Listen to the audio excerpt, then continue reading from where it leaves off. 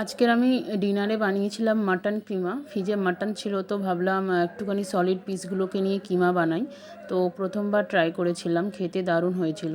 মাটনটাকে আমি মেশিনের দ্বারা কিমা করে নিয়েছি। তারপর জিরে, ধনে, লঙ্কা, হলুদ আর আমার কাছে পরিমাণ নুন ছিল, তার সাথে কাবাব মশলা ছিল, সেটা কাসুরি মেথি, দইটা একদম অল্প ছিল, তাই সেইটুকুনি দিয়ে দিয়েছি। আদা রসুন পেস্ট দিয়েছি, কাঁচা লঙ্কা দিয়েছি, আর পুদিনা পাতা দিয়েছি, লেবু দিয়েছি পুরো হাফটা, দিয়ে পরিমাণ মতন সবটা দিয়ে আমি এখানে খুব ভালোভাবে মাখিয়ে নিচ্ছি। আচ্ছা, একটু ঘিও দিয়েছিলাম হাফ চামচ মতো। এটাকে মাখিয়ে আমি মিনিমাম 2-3 ঘন্টা ম্যারিনেট হতে দিয়েছি। যদি তোমাদের কাছে টাইম থাকে এর থেকে বেশি ম্যারিনেট হতে দিও, তাহলে আরও ভালো খেতে হবে। তারপর আমি যে মাটনের যে গ্রেভিটা বানাবো মশলাটা, সেইটা আমি আলাদা করে কড়াইতে করে নিচ্ছি। কড়াইতে সর্ষের তেল দিয়ে একটুখানি ঘি দিয়ে আমি এখানে গোটা মশলা আর গোটা জিরে ফোড়ন দিয়ে পেঁয়াজ দিয়েছিলাম। পেঁয়াজের পর আমি কুচনো আদা আর কুচনো রসুন দিয়েছি, তারপর কাঁচা লঙ্কা দিয়েছি। ভাজা ভাজা হয়ে যেতে আমি টমেটো কেটে রেখেছিলাম ছোটো ছোটো, পুরো একটা টমেটো, কারণ দইটা কম ছিল তাই তাই সেই কারণে সেটা দিয়ে ভালো করে মাখিয়ে নেওয়ার পর আদা রসুনের পেস্ট দিয়েছি।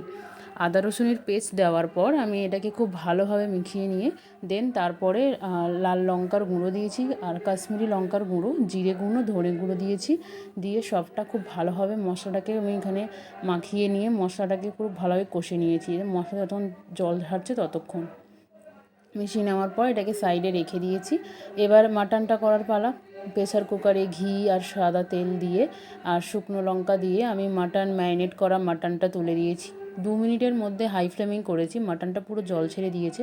পরিমাণ মতো নুন দিয়ে, কারণ আমি ম্যারিনেটের সময়ও নুন দিয়েছিলাম, তো একদম সেই বুঝে নুনটা দেবে। দিয়ে ভালোভাবে মাটনটাকে আমি এখানে কষিয়ে নিয়েছি। তারপর যে মশলাটা বানিয়ে রেখেছিলাম সেই মশলাটাই দিয়েছি, দিয়ে খুব ভালোভাবে এটাকে কষিয়ে নিয়েছি।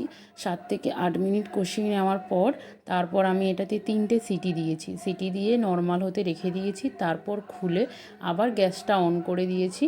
তারপর ধনেপাতা অ্যাড করেছি, কাসুরি মেথি, গরম মশলা অ্যাড করেছি, খুব ভালোভাবে কষিয়ে নিয়েছি। আর এখানে আমি নামানোর আগে ঘি দিয়েছি। যদি মনে হয় জলটা একটু দরকার তো তোমরা জল দিও, আমি তো রুটির সাথে খাবো তাই জল দিইনি। খুব ভালোভাবে কষিয়ে নিয়ে হালকা ঢাকা দিয়ে একটুক্ষণ রেখে তারপর নামিয়েছি। গরম রুটি বা রুমালি রুটি যে কোনো দিয়ে খেতে সত্যি